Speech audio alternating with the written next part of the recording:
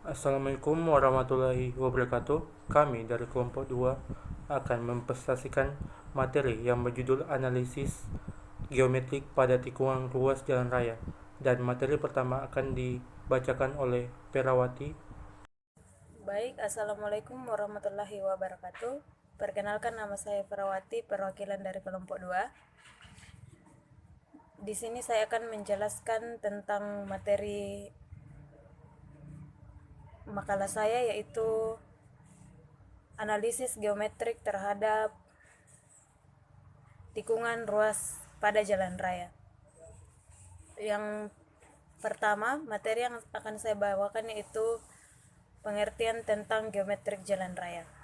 Oke, baik, di sini geometrik merupakan pembangunan badan jalan raya di atas permukaan tanah, baik secara vertikal maupun horizontal, dengan asumsi bahwa permukaan tanah adalah titik rata.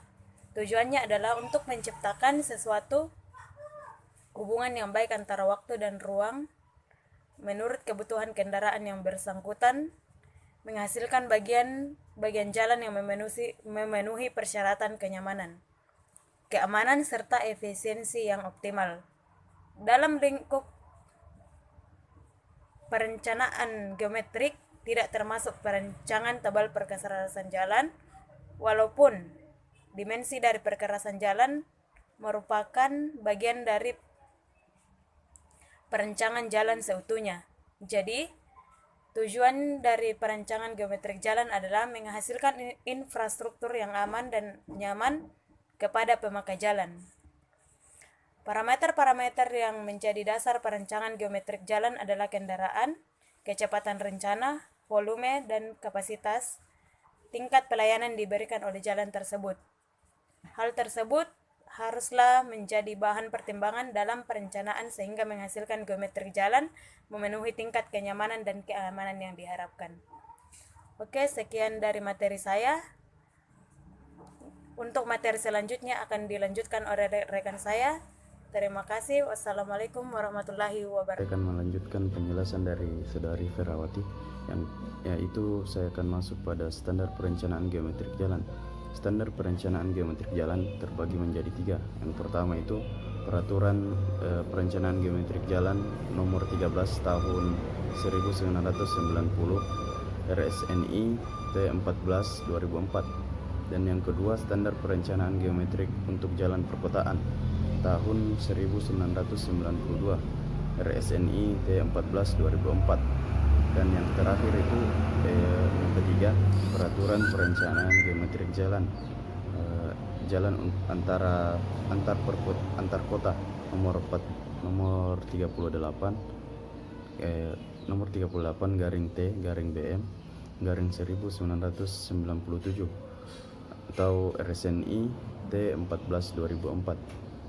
Dan selanjutnya pada bagian ketiga, yakni elemen perencanaan geometrik jalan akan dilanjutkan oleh Saudara Mahfud. Sekian. Assalamualaikum warahmatullahi wabarakatuh. Warahmatullahi wabarakatuh. Baiklah, saya akan membawakan materi ketiga itu yang namanya itu elemen perencanaan geometrik jalan. Saya akan menjelaskan sedikit apa itu elemen perencanaan geometrik jalan. Perencanaan 1. Perencanaan trase jalan. Trase jalan adalah garis yang rencana yang menghubungkan, menyatakan jalur garis tengah dari jalan yang akan dibuat. Perencanaan trase jalan dibuat berdasarkan kontur. Dengan demikian, perencanaan trase jalan dibuat berdasarkan kondisi yang ada.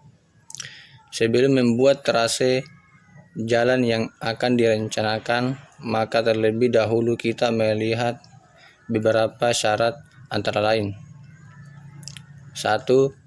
Syarat ekonomis.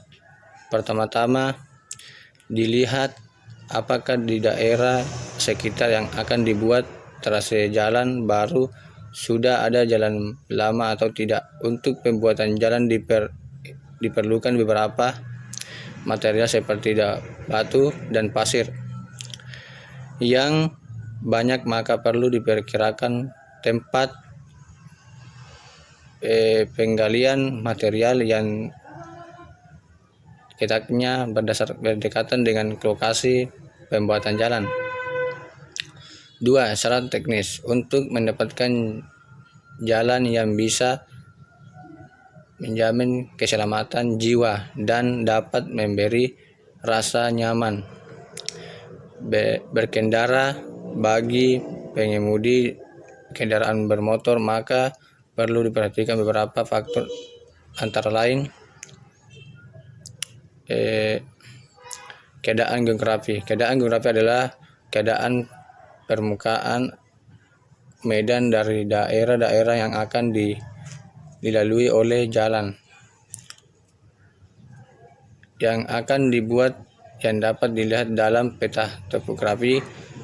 Peta topografi ini perlu untuk menghindari sejauh mungkin bukit-bukit. 2. Keadaan geologi. Keadaan geologi adalah dari daerah yang akan dilalui harus diperhatikan juga karena banyak fakta yang menunjukkan adanya bagian jalan yang rusak akibat pengaruh keadaan geologi. Dengan adanya 2 data yang menyatakan keadaan geologi permukaan medan dari daerah yang akan dibuat, dapat dihindari daerah yang rawan. Contohnya adalah adanya bagian jalan yang peta atau longsor, sehingga akibat dari tidak adanya dan data geologi saat jalan direncanakan. Itulah saja yang saya paparkan materi ini. Mudah-mudahan tidak ada yang kesalahan. Assalamualaikum warahmatullahi wabarakatuh. Kan keadaan geologi permukaan medan dari daerah yang akan dibuat, dapat dihindari daerah yang rawan. Contohnya adalah adanya bagian jalan yang peta atau longsor, sehingga akibat dari tidak adanya dan data geologi saat jalan direncanakan. Itulah saja yang saya paparkan materi ini. Mudah-mudahan tidak ada yang kesalahan. Assalamualaikum warahmatullahi wabarakatuh.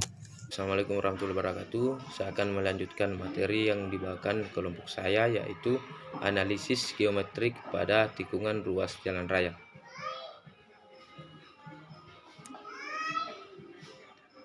Dan materi yang akan saya bawa yaitu tentang analisis data perhitungan.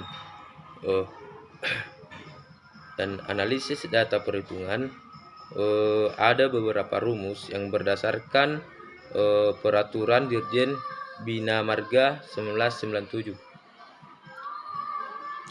dan menentukan panjang lengkung pada peralihan.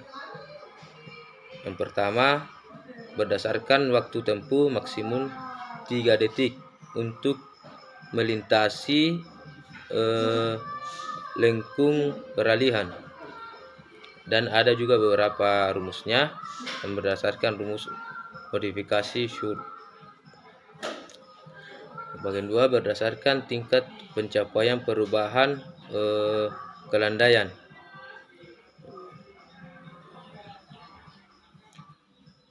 Nomor bagian 3 berdasarkan rumus Bina Marga 1997 digunakan lengkung peralihan yang memenuhi koefisien LS sama dengan 15,19 M sama dengan 16 M.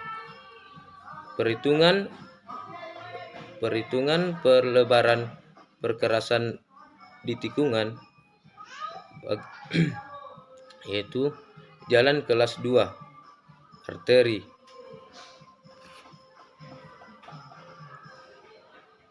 muatan sumbu terberat 8 ton, sehingga direncanakan kendaraan terberat yang melintas adalah kendaraan sedang. Ya, masih. Kesimpulan yang dapat dibahas dalam penulisan makalah ini sebagai berikut. Hasil dengan tipe tikungan, maka tikungan harus diperbesar sebanyak 1,91 meter. Dan demikian presentasi kami. Mohon maaf jika ada kesalahan. Saya akhiri sebagai moderator. Assalamualaikum warahmatullahi wabarakatuh.